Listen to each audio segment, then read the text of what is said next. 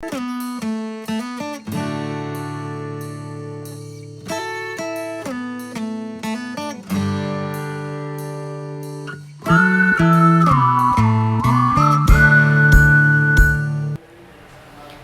हिंद बच्चों, PRS the future academy के digital platform पे आप सभी का हार्दिक स्वागत है। और आज हम लोग जो बात करेंगे वो एक्सरसाइज 6.3 का क्वेश्चन नंबर सेकंड से बात करेंगे। फर्स्ट तक की बात हमने कर लिया है और इस चैप्टर से रिलेटेड हमारे पास 3 थ्योरम थी।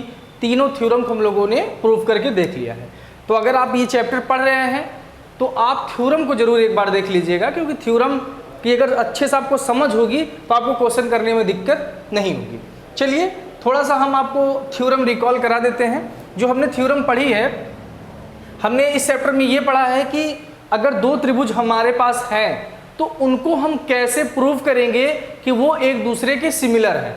सिमिलर का सेंस है कि समरूप है। तो अगर दो त्रिभुज है वो सिमिलर है तो क्या क्या होता है, क्या क्या नहीं हो सकता। देखिए जरा, देखिए पहली चीज तो हमारे पास जो क्राइटेरिया थी, क्राइटेरिया को हिंदी में कसौटी बोलते हैं। तो दो त्रिभुज को समरूप करने की जो कसौटी है, पहली कसौटी ये होती है, जैसे हम दो त्रिभुज बना ले इन केस, यहां पर देखिए, जैसे सपोज दैट हमने ये त्रिभुज एक बनाया है ए बी सी और एक त्रिभुज हमने ये बनाया है पी क्यू आर। अगर ये दोनों एक दूसरे के समरूप होंगे तो क्या क्या चीजें होंगी। अगर ये समरूप होंगे ना तो इनके एंगल जो होते हैं वो क्या होते हैं, बराबर होते हैं। जो एंगल होते हैं वो बराबर होते हैं। एंगल ए बराबर हो जाएगा एंगल पी के, एंगल बी बराबर हो जाएगा एंगल क्यू के और एंगल सी बराबर हो जाएगा एंगल आर के। ये पहली शर्त होती थी। दूसरी शर्त ये होती थी कि ये जो त्रिभुज देता है, इनका जो रेशियो है, भुजाओं का अनुपात है, वो बराबर होगा। कैसे, देखिए ए बी रेशियो का मतलब क्या होता है, रेशियो का मतलब होता है upon. A B upon P Q, A B upon P Q बराबर होगा किसके, A C upon P R के, A C upon P R के। और ये बराबर होगा जो तीसरी भुजा इसकी पहली भुजा इसकी पहली भुजा के, इसकी दूसरी भुजा इसकी दूसरी भुजा के, इसकी तीसरी भुजा इसकी तीसरी भुजा के बराबर, अपॉन में बराबर होगा B C upon Q R. मतलब अगर इसका मान को निकालें तो जो मान ये आएगा ना, वही मान इसको आना चाहिए, वही मान इसको आना चाहिए। अगर इतनी चीजें आ रही हैं तो हम ये कह सकते हैं ये दोनों त्रिभुज समरूप हैं। लेकिन कुछ कसौटियां थी जिसके आधार पर हम तो ये प्रूव करेंगे कि एक त्रिभुज दूसरे त्रिभुज के समरूप है कि नहीं। तो जो पहली कसौटी हम लोगों ने पढ़ा था वो पढ़ा था कि अगर हम तीनों कोण बराबर दिखा दें। पहला चीज क्या था, पहला शर्त ये थी कि अगर हम तीनों कोण बराबर दिखा दें कि एंगल ए बराबर एंगल पी के, एंगल बी बराबर एंगल क्यू के, एंगल सी बराबर एंगल आर के, तो हम कह सकते हैं कि ये दोनों त्रिभुज एक दूसरे के समरूप है। दूसरी शर्त हमने ये बताया था कि अगर तीनों साइडों का हम अनुपात बराबर दिखा दें, ये चीज अगर तीनों साइडों का हम अनुपात बराबर दिखा दें तो भी हम क्या कह सकते हैं कि ये दोनों त्रिभुज एक दूसरे के समरूप है, सिमिलर है। ओके, थर्ड हमने ये देखा था साइड एंगल साइड, मतलब अगर दो भुजाओं का अनुपात बराबर हम दिखा दें, जैसे सपोज दैट ये भुजा का अनुपात और इस भुजा का अनुपात, दोनों भुजाओं का अनुपात ये है, अगर ये आपस में बराबर है और इन दोनों के बीच बनने वाला कोण, ध्यान में यही वर्ड रखिएगा, इन दोनों भुजाओं के बीच बनने वाला कोण अगर बराबर हो जाता है तो हम ये कह सकते हैं कि साइड एंगल साइड कसौटी के आधार पर ये दोनों त्रिभुज समरूप होंगे। यहां तक की बात हम लोगों ने कर लिया है। आपको रिकॉल कराने के लिए हमने यहां से थोड़ी सी जानकारी दे दी।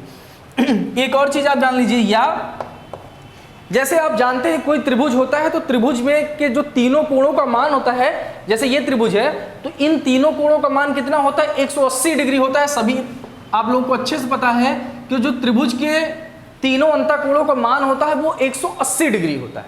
तो अगर हम केवल इतना भी दिखा देते हैं, दो कोण दिखा देते हैं, कितना, दो कोण बराबर है, सपोज हम दिखा देते हैं एंगल ए बराबर एंगल पी के और एंगल बी बराबर एंगल क्यू के, तो भी हम ये कह सकते हैं कि जो त्रिभुज है वो समरूप होगा। क्यों, क्योंकि दो कोण अगर बराबर हैं, ये दोनों अगर बराबर है तो तीसरा भी तो बराबर ही होगा, क्योंकि 180 में से माइनस करेंगे तो वो क्लियर हो जाएगा। चलिए जैसे जैसे क्वेश्चन आएगा हम देखते जाएंगे, लेकिन इतनी प्रॉपर्टी है। ये तीनों थ्योरम है एक ढंग से, और ये तीनों थ्योरम को हम प्रूव कर चुके हैं। ठीक है, समरी के टाइप से हम यहाँ पे देख लिए, लेकिन इसकी प्रूविंग हम सॉल्व करा दी है, आप देख सकते हैं उसको। अब बात करते हैं क्वेश्चन नंबर सेकंड की। क्वेश्चन नंबर फर्स्ट की बात हम कर चुके हैं, अब सेकंड देखिए क्या है कि आकृति 6.35 में त्रिभुज ODC और OBA क्या है, ये किसका साइन होता है, सिमिलर का साइन होता है। ये जो सांप के आकार का ऐसे बना रहता है ना सर्पिलाकार, ये साइन होता है किसका, सिमिलरिटी का या समरूपता का साइन होता है। तो ये कह रहा है कि ODC ये त्रिभुज समरूप है किसके, OBA के, OBA के। ये मतलब ये वाला त्रिभुज जो आपका ये त्रिभुज दिख रहा है और ये त्रिभुज दिख रहा है, ये सीधे सीधे बोल रहा है कि ये दोनों समरूप है। तो समरूप है तो दो चीज, जैसे ही दो त्रिभुज समरूप होते हैं हमारे दिमाग में स्ट्राइक करता है कि उनके संगत कोण बराबर होंगे और उनके भुजाओं का संगत भुजाओं का अनुपात बराबर होगा। ये दोनों चीज तुरंत हमारे दिमाग में आ जाता है। हम आ गया, तो चलिए जो दिया है पहले उसको हम लिख लेते हैं। तो देखिए दिया क्या है, दिया गया है कि त्रिभुज ODC सिमिलर है त्रिभुज OBA के, ये दिया गया है, ये हम लिख लेंगे। और त्रिभुज के करने का तरीका यही रहेगा, जो दिया रहेगा उसको लिखेंगे और जो प्रूव करना है या जो निकालना है उसको देखिए। अब यहां पर देखिए त्रिभुज OBOC बराबर 125 डिग्री है। ध्यान से केवल क्वेश्चन को समझिएगा, बहुत आसान क्वेश्चन है, टाइम जरूर समझाने में लग रहा है, लेकिन जैसे ही समझ जाएंगे ना आप चुटकी बजाते हुए क्वेश्चन को कर लेंगे। तो जल्दबाजी बिल्कुल मत करिए। देखिए त्रिभुज एंगल BOC, हम आपको ये बता दें, जैसे ये BOC लिखा है ना, तो BOC का मतलब होगा बीच में जो लिखा है इसी पे एंगल बनेगा, B पे नहीं बनेगा, C पे नहीं बनेगा, जो बीच में लिखा जाता है ना एंगल वहीं पे बनता है। तो इसके बीच में क्या लिखा है, O, तो O पर एंगल बन रहा है। देखिए लेकिन यहां पर ध्यान से अगर देखेंगे तो एंगल O पर ये भी बन रहा है, ये भी बन रहा है, ये भी बन रहा है, ये भी बन रहा है, तो 4 एंगल बन रहे हैं। लेकिन ये तो किसी एक ही एंगल को दिखाएगा, वो कौन सा है, देखिए BOC, B पकड़िए, B कहां पर है, BOC, मतलब BOC का मतलब ये वाला एंगल कितना है, 125 दे दिया है।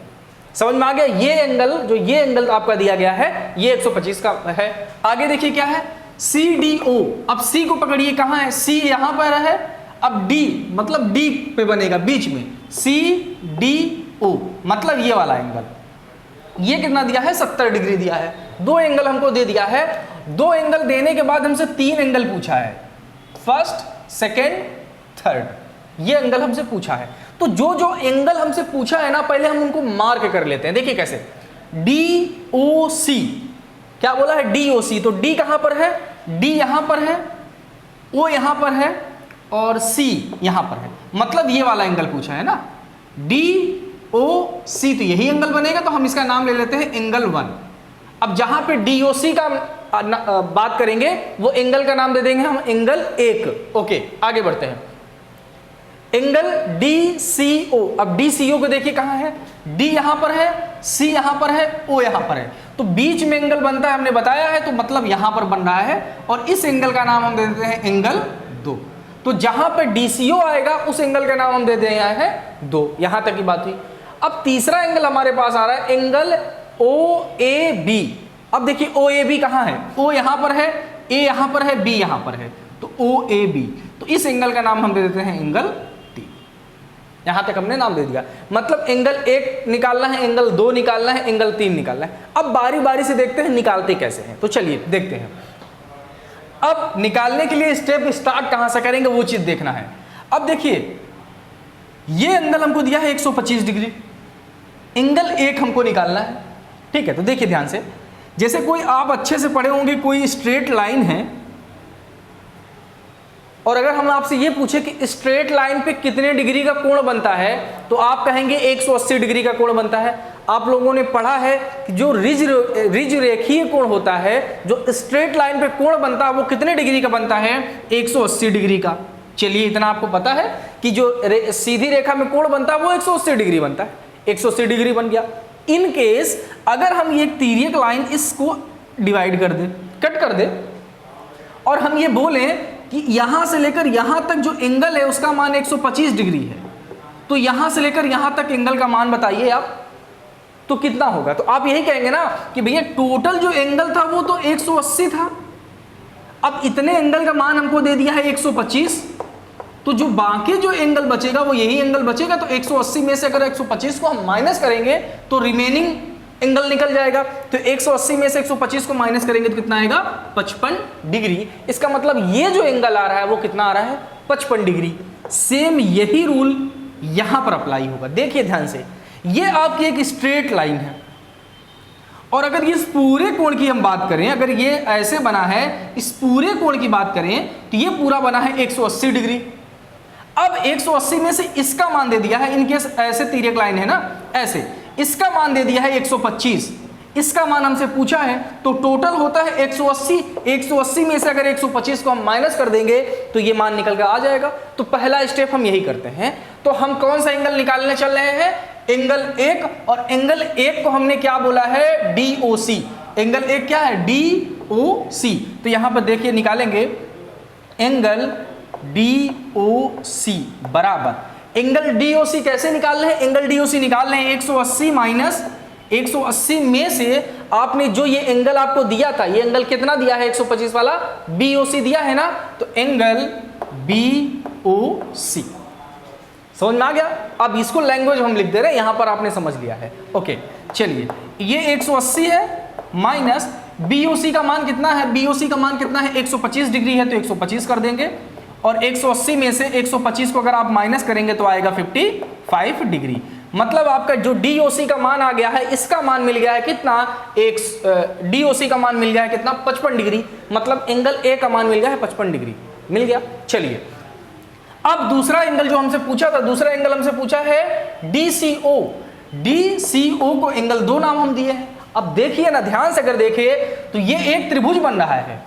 ये क्या बन रहा है? एक त्रिभुज बन रहा है। यहां पर देख, बना देते हैं आपको। ये ऐसे एक त्रिभुज बन रहा है, DCO एक त्रिभुज बन रहा है। और आप ध्यान से देखिए, यहां इसका मान 70 डिग्री है, इसका मान हमने अभी अभी निकाला है कितना? 55 डिग्री। तो इसका मान आप नहीं निकाल लेंगे, क्योंकि हम जानते हैं कि त्रिभुज के तीनों अंतःकोणों का मान 180 डिग्री होता है, जिसमें में से 2 एंगल हमको पता है, तो तीसरा एंगल नहीं निकाल लेंगे, आसानी से निकाल लेंगे।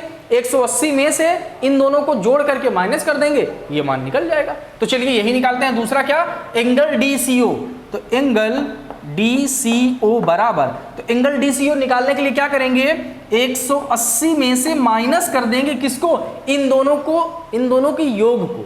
क्या? इन दोनों के योग को। तो इन दोनों का योग बोले तो 70 डिग्री प्लस 55 डिग्री, समझ में आया? तो ये 180 डिग्री रहेगा माइनस 70, 55 को अगर आप ऐड करेंगे तो 5, 7, 5, 12, 125 डिग्री आएगा।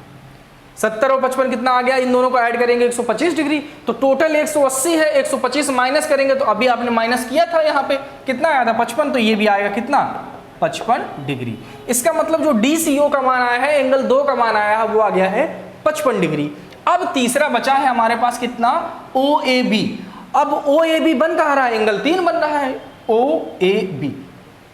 अब आप अच्छे से देख रहे हैं यहां पर कि ये दोनों त्रिभुज क्या है? सिमिलर है। ये त्रिभुज और ये त्रिभुज सिमिलर है। तो अभी हमने बताया कि एंगल जो ये होता है, एंगल इसके बराबर हो जाएगा, एंगल जो ये होता है एंगल इसके बराबर हो जाएगा, और एंगल जो ये है वो एंगल इसके बराबर हो जाएगा। आपने यही रूल अभी यहाँ पे देखा है ना, एंगल ये बराबर हो जाएगा इसके, तो एंगल O बराबर हो जाएगा एंगल A के, एंगल D बराबर हो जाएगा एंगल B के, और एंगल C बराबर हो जाएगा एंगल A के। अभी आपने पढ़ा है, तो सेम वही रूल अप्लाई करेंगे यहाँ पे। चूंकि अब अच्छा ऐसे भी लिख दे कि एंगल जो आपको दिया गया है कौन? एक 70 डिग्री वाला, ये 55 डिग्री हम निकाले हैं ना। ये देखिए यहाँ पे कितना एंगल आया है? 55 डिग्री। ठीक है, ये 55 आया है, ये भी देखिए। अब यहां पे देखिए लिखेंगे कितना कि एंगल DCO, अभी DCO हमने निकाला है यहां पे, तो एंगल DCO बराबर होगा एंगल OAB के। ठीक है, एंगल OAB के। एंगल DCO देखिए, एंगल DCO बराबर होगा एंगल ओ ए बी की, यही निकालना था ना, ओ ए बी, ये दोनों बराबर हैं। और हम जानते हैं कि DCO का जो मान है वो कितना डिग्री है, DCO का मान अभी हमने निकाला कितना, 55 डिग्री, तो ये 55 डिग्री हो गया। अगर ये 55 है तो आपका ओ ए बी का मान भी कितना आएगा, 55 डिग्री आएगा। ठीक है, तो ये देखिए आपको जो 3 एंगल आपसे पूछा था, एक एंगल यहाँ निकला 55, 55 और यहाँ पर 55। तो उम्मीद है कि ये क्वेश्चन आपको अच्छे से समझ में आया होगा। स्क्रीनशॉट लीजिए, फिर हम लोग नेक्स्ट क्वेश्चन की बात करते हैं। चलिए बच्चों, क्वेश्चन नंबर 3 की बात करते हैं। देखिए ध्यान से, समलंब ABCD जिसमें AB क्या है, ये किसका साइन है, समांतर का साइन है। ठीक है, समांतर को दिखाने के लिए इसी 2 लाइनों का प्रयोग करते हैं। AB समांतर है CD है, के विकर्ण AC और BD O बिंदु पर प्रतिच्छेद करते हैं, तो 2 त्रिभुजों की समरूपता की कसौटी का प्रयोग करते हुए हमको प्रूव करना है कि OA/OC बराबर OB/OD। अब ये तो क्वेश्चन हमने पढ़ लिया, ध्यान से 1 से 2 बार आप जरूर क्वेश्चन को पढ़ा करिए।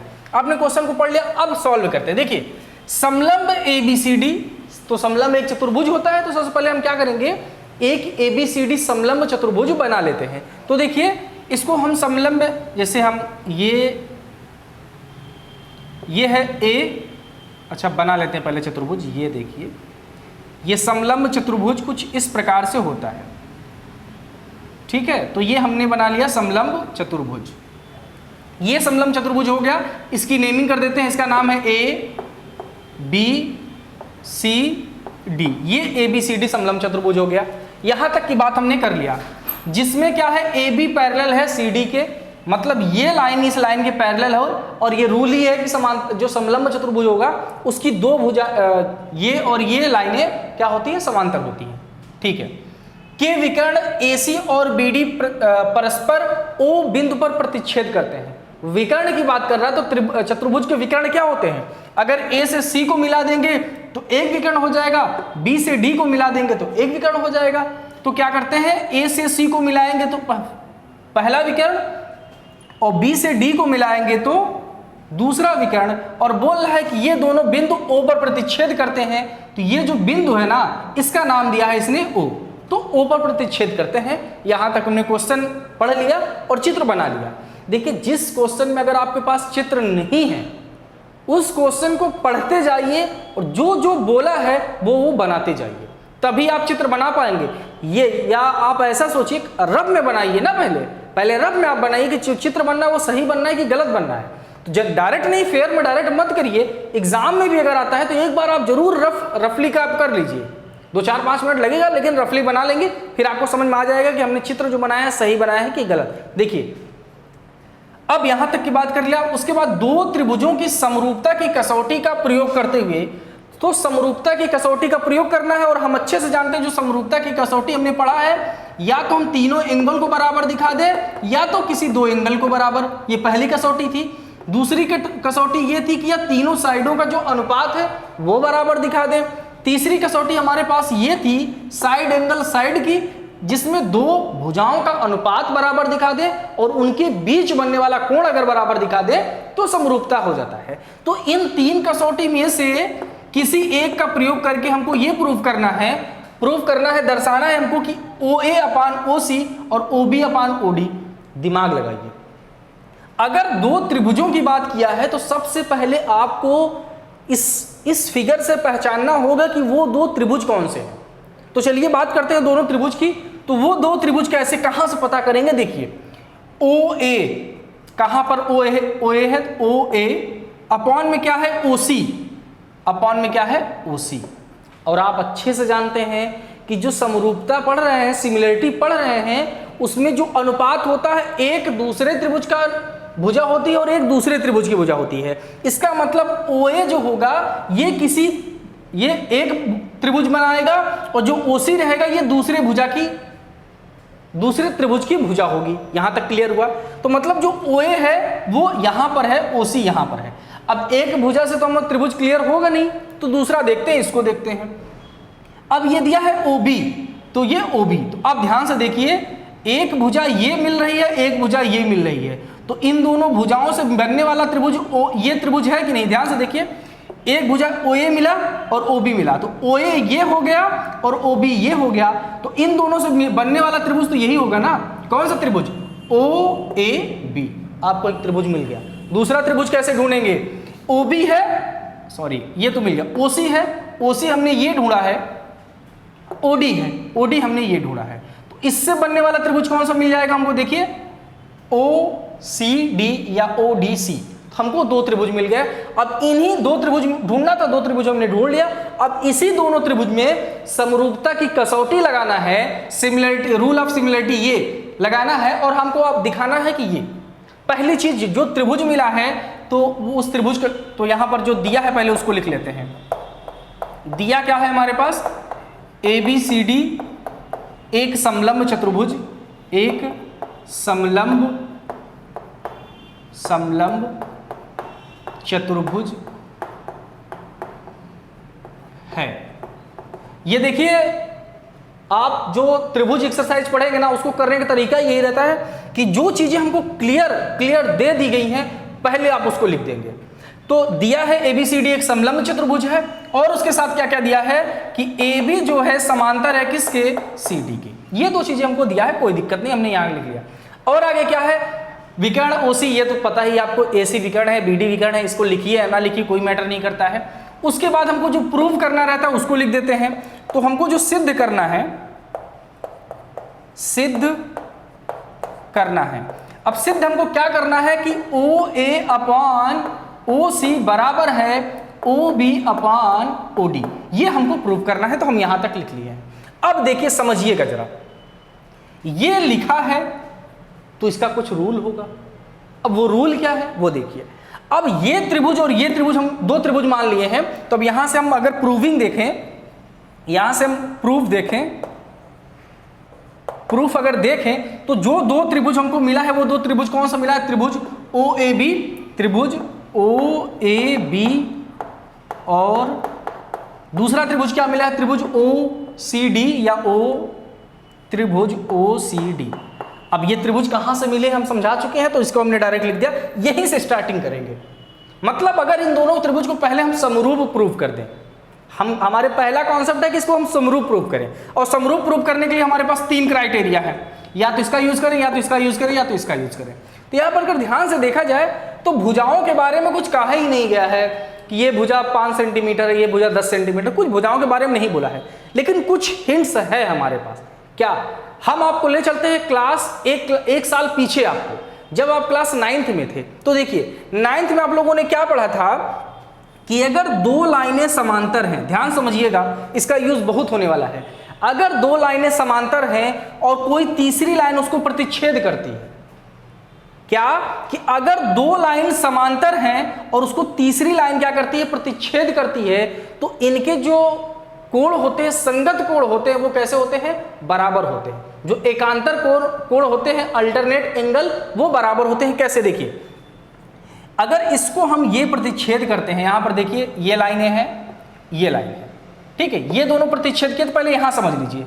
तो इसका जो ये कोण होता है ना बच्चों, ध्यान समझिएगा, ये दो लाइन कैसे होनी चाहिए? पहली चीज समांतर होनी चाहिए। कि अगर इसका नाम दे दे LM और इसका नाम दे दे OP, तो अगर LM और OP एक दूसरे के समांतर हैं और कोई तीसरी लाइन उसको तिर्यक प्रतिच्छेद करती है, शर्त अभी है कि तिर्यक प्रतिच्छेद करनी चाहिए। अगर तिर्यक प्रतिच्छेद करती है ना, तो इसके जो एकांतर कोण होते हैं वो बराबर होते हैं। मतलब ये कोण बराबर हो जाएगा इस कोण के।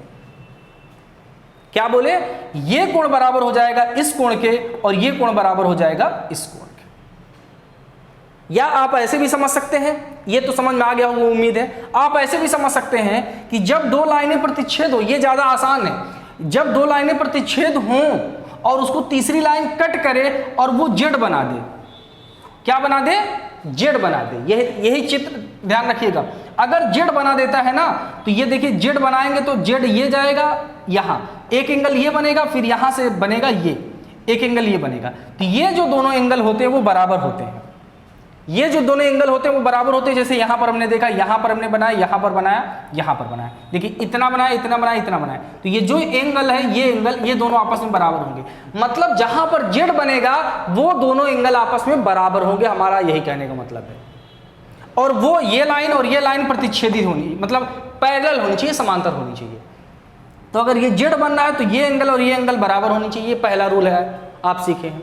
दूसरा रूल ये है कि अगर दो भुजाएं एक दूसरे को, देखिए ऐसे है और ऐसे है, दो भुजाएं एक दूसरे को तिर्यक प्रतिच्छेद करती हैं। क्या करती है? तिर्यक प्रतिच्छेद करती हैं। तो इनका जो ये एंगल है ना, ये एंगल इस एंगल के बराबर हो जाएगा और ये एंगल इस एंगल के बराबर हो जाएगा।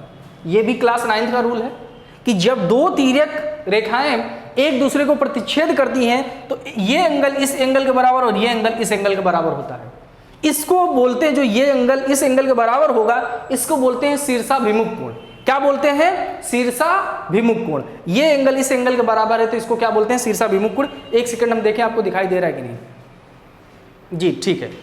तो ये दोनों एंगल क्या है? ये एंगल इस एंगल के बराबर शीर्षाभिमुख से, ये एंगल इस एंगल के बराबर शीर्षाभिमुख से।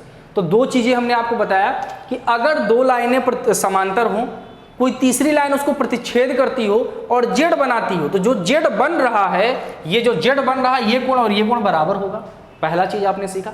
दूसरा चीज आपने ये सीखा कि दो तिर्यक रेखाएं एक दूसरे को अगर जिस बिंदु पर काट रही हैं तो उसके जो सम्मुख कोण होंगे, सम्मुख का मतलब सामने वाले कोण, ये कोण आपस में कैसे हो जाएंगे?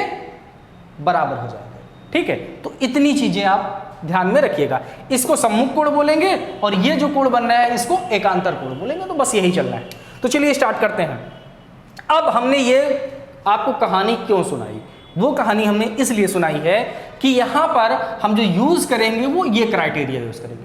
तो अगर हम केवल दो ही त्रिभुज, देखिए ज़्यादा दिमाग लगाने का कोई मतलब ही नहीं है, क्योंकि एग्जाम में टाइमिंग समझा देंगे, एग्जाम में टाइमिंग का बहुत इंपॉर्टेंट होता है। तो केवल आप दो एंगल को देखा करिए कि अगर दो एंगल हम बराबर दिखा देते हैं तो वो त्रिभुज जो है समरूप हो जाएगा। तो देखिए यहाँ पर अगर ध्यान से देखें तो एक जेड बन रहा है। कहाँ से जेड बन रहा है? देखिए ये आप ये लेकर गए लाइन, ये लेकर लाइन गए और यहां से ये लाइन लेकर गए, तो आपको देखिए ये जेड बन गया कि नहीं? तो ये जेड बन गया तो इसका कोण ये बन रहा है और इसका कोण ये बन रहा है। इसके कोण का नाम अगर एंगल 1 दे दें और ये एंगल 2 दे दें तो एंगल 1 हो जाएगा, एंगल 1 बराबर हो जाएगा एंगल 2 के। तो एक कोण, देखिए ये जो कोण है इस त्रिभुज का है, ये जो कोण है इस त्रिभुज का है। तो पहली शर्त तो हमारी पूरी हो गई कि एंगल 1 बराबर है एंगल 2 के। क्यों? रीजन भी आपको देना है, क्योंकि ये दोनों कैसे कोण हैं? एकांतर कोण है। कैसे कोण है? एकांतर कोण है। पहली शर्त हमने लिख दिया। आगे बढ़ते हैं हम लोग। अब अगर आगे बढ़ेंगे तो यहां पर ध्यान से देखेंगे कि ये देखिए एक लाइन है और ये देखिए एक लाइन है। ये दोनों एक दूसरे को प्रतिच्छेद इस तरीके से कर रही हैं। ये इधर जो बोला था ना कि विकर्ण एक दूसरे को ओ बिंदु पर प्रतिच्छेद करता है, तो देखिए ना यहां से जा रहा है तो प्रतिच्छेद कर रहा है, यहां से जा रहा है तो प्रतिच्छेद करता है। इसका मतलब एंगल ये बराबर होगा एंगल इसके, और इसका अगर हम नाम दे दें एंगल 3 बराबर हो जाएगा एंगल 4 के। क्यों? रीजन है सम्मुख कोण है। ये कौन सी रीजन से हम कर रहे हैं? सम्मुख कोण।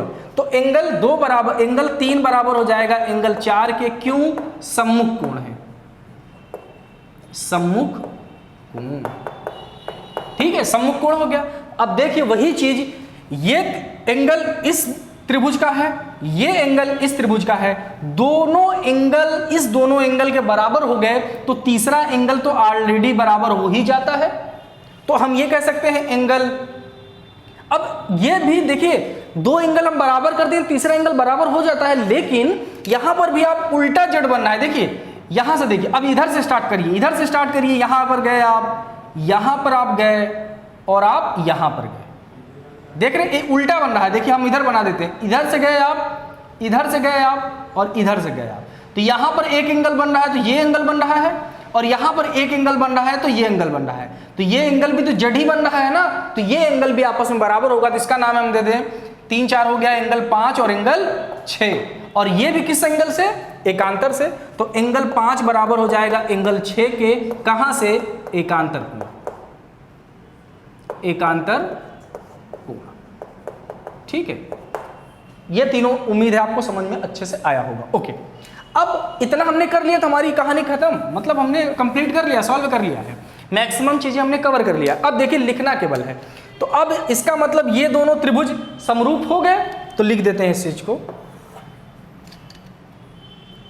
अतः त्रिभुज ओ ए बी, त्रिभुज ओ ए बी, सिमिलरिटी का साइन देखिए ये होता है सिमिलरिटी का साइन, त्रिभुज ओ ए बी और त्रिभुज ओ सी डी।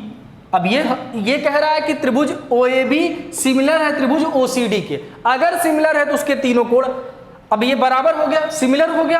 कैसे हमने सिमिलर किया है? एंगल एंगल एंगल कसौटी के आधार पर, कसौटी के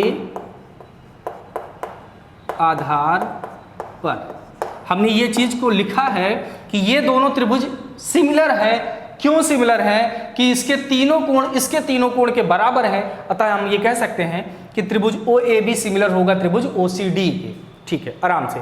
अब हम सिमिलरिटी प्रूव कर दिए हैं, तो अब देखिए अगर दो त्रिभुज सिमिलर हैं, दो त्रिभुज सिमिलर हैं, उनके तीनों कोण बराबर, जो हम दिखा चुके हैं, उनकी भुजाओं का अनुपात भी बराबर होता है। ये भी हम जानते हैं कि अगर दो त्रिभुज सिमिलर हैं तो उनके तीनों कोण बराबर होते हैं और उनकी भुजाओं का अनुपात बराबर होता है। तो देखिए एक भुजा ये है, अगर अलग अलग हम त्रिभुज भी बना लें तो अगर अलग अलग त्रिभुज हम बना रहे हैं, देखिए यहां पर ये ए बी ओ है और दूसरा अगर त्रिभुज बनाएंगे, इसको हटा देते हैं, दूसरा त्रिभुज बना रहे हैं ये ओ डी सी, ये अगर हम बनाते हैं तो देखिए ध्यान से, यहां से अगर ये बना रहे हैं ना तो हम ये लिख सकते हैं कि जो ओ ए है ये भुजा है, ये किस भुजा के अनुपात के बराबर होगी? ओ सी के। तो लिख देते हैं कि ओ ए अपान जो ये भुजा है ये इस भुजा के अनुपात के बराबर होगी ओ सी के, बराबर है जो ओ बी है वो किस भुजा के बराबर है? ओ डी के है। ओ बी है वो ओ डी के बराबर है। और क्या क्या है?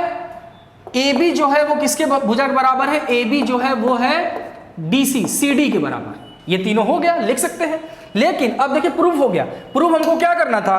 प्रूफ हमको ये करना था कि ओ ए अपान ओ सी बराबर होता है ओ बी अपान ओ डी के। हमने प्रूफ कर दिया। ये तीसरा इसकी जरूरत नहीं है, लेकिन लिख दिए हैं। हम यहीं तक केवल हमारा जो प्रूफ करना था हमको यहाँ तक है। अब यहाँ पर एक जो आपके दिमाग में हो सकता है डाउट, उसके डाउट को क्लियर कर लेते हैं। हम यहाँ पर ओ ए अपान ओ सी भी कर सकते हैं। अच्छा, ओ ए अपान ओ सी ये तो क्या है? ओ ए अपान ओ डी भी कर सकते हैं, गलत नहीं होगा, लेकिन हम ध्यान में इसको रख के कर रहे हैं। समझ में आ रहा है ना? ओ ए अपान ओ सी आना चाहिए, ओ ए अपान ओ सी आना चाहिए, इसलिए हमने ये किया है। अगर आपके दिमाग में ऐसा आता है कि सर ओ ए अपान ओ डी भी तो कर सकते हैं, कर सकते हैं, लेकिन इस क्वेश्चन में अगर आप कर देंगे तो आप प्रूव नहीं कर पाएंगे। तो इसको ध्यान में रख के आप ऐसा सॉल्व किया करें। देखिए ये जो त्रिभुज चल रहा है ना, बहुत आराम से हम लोग पढ़ेंगे। इसको जल्दबाजी में हम खत्म करने की कोशिश नहीं करेंगे कि हाँ जल्दी जल्दी फिनिश कर देते, नहीं। डेली हम लोग 2 ही क्वेश्चन 3 क्वेश्चन ही पढ़ेंगे, लेकिन क्वेश्चन को ऐसे पढ़ेंगे कि वो हम फिर भूले नहीं, क्योंकि बहुत इंपॉर्टेंट है। 12 नंबर का इसी को इस चैप्टर से आपका पूछा जाना है, थोड़ा ध्यान से तो पढ़ना पड़ेगा ना। ठीक है, स्क्रीनशॉट ले लीजिए। और आज की जो क्लास है यहीं तक हम रखते हैं, जो बाकी क्वेश्चन है उसकी बात हम लोग कल करेंगे। Thank you.